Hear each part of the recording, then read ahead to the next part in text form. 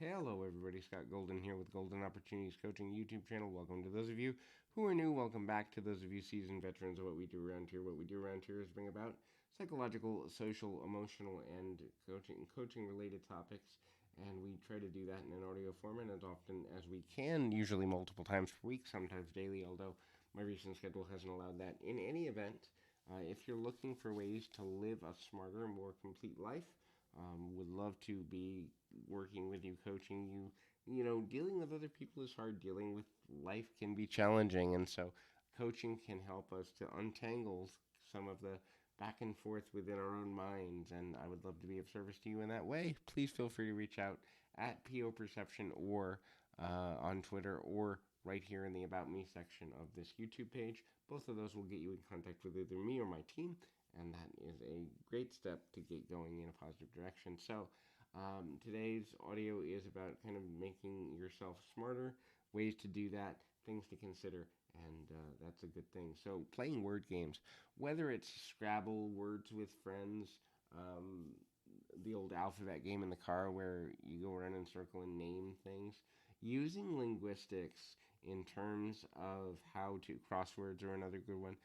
Using linguistics in terms of problem solving is important because the better vocabulary we have, the better ability we have to describe how we feel, what we're experiencing, our emotional state, and communication is at the center of words, and words are at the center of communication. So the more comfortable we are with words, the easier it is to navigate social interaction, which then leads to almost branches out into almost every area of life. The next thing to consider is reading. Read for enjoyment in terms of development of characters. Read for education in terms of leaders and people that we admire.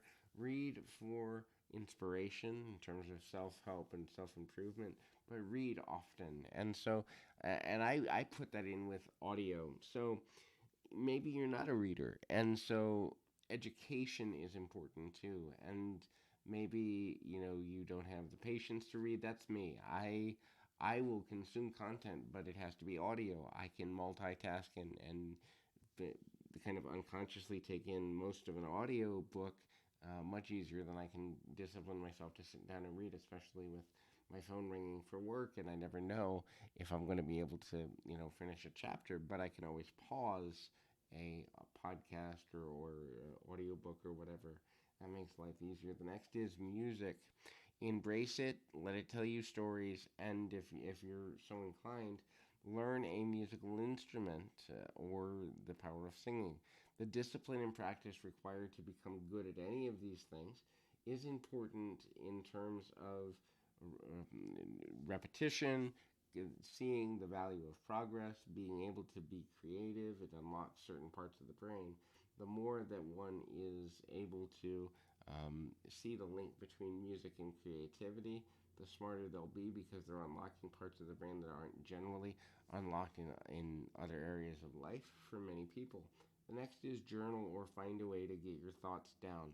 Now you can do that electronically, just keeping a running pad of ideas for emails, or you can do it in a written form. It doesn't really matter. Some people choose audio journals. I know a couple of people I've worked with over the years have kept an audio journal that they later turned into a book. But keeping a constant way of getting your thoughts, ideas, feelings, concepts, things you'd like to change down actually does make you smarter because it makes you, again, be accountable to your emotional state, kind of reflect upon what you're dealing with, deal with things in a reflective way. You can go back and look at how far you've come, but also it activates the part of the brain that deals with problem solving in a new way. Speaking of new way, find ways to create opportunities to learn a new skill, a new habit, a new hobby, or a new discipline for work.